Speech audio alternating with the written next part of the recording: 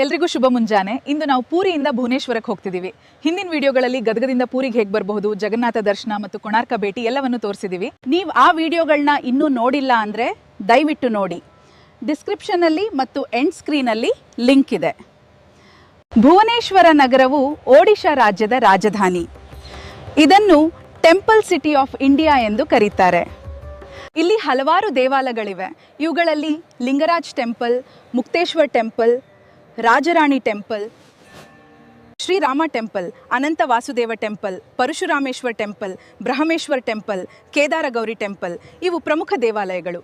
ಹಾಗೂ ಇಲ್ಲಿ ಉದಯಗಿರಿ ಮತ್ತು Khandagiri caves, Nandan Kanan zoo, Odisha state tribal museum, Odisha state museum, Biju Patnaik park, Dhauli Shanti stupa, ISKCON ಮಂದಿರ ಕೂಡ ಇವೆ. ಬನ್ನಿ, ನಮ್ಮ ಟೈಮಿಂಗ್ಸ್ನಲ್ಲಿ ಎಷ್ಟು ಸಾಧ್ಯವಾಗುತ್ತೋ ಅಷ್ಟು ನಿಮಗೆ ತೋರಿಸ್ತೀವಿ. ಈಗ ಜಗನ್ನಾಥ್ ಪುರಿಯಿಂದ ಹೊರಡೋಣ. ಈ ವಿಡಿಯೋ ನಿಮಗೆ ಇಷ್ಟವಾಗಿದೆ ಅಂತ ತಿಳ್ಕೊತೀನಿ. ದಯವಿಟ್ಟು ವಿಡಿಯೋನ ಲೈಕ್, ಕಾಮೆಂಟ್ ಮತ್ತು ಶೇರ್ ಮಾಡಿರಿ. ಹಾಗೆ ನಮ್ಮ ಚಾನಲ್ ಸಬ್ಸ್ಕ್ರೈಬ್ ಮಾಡೋದು ಮರಿಬೇಡಿ. ಜೈ ಜಗನ್ನಾಥ್.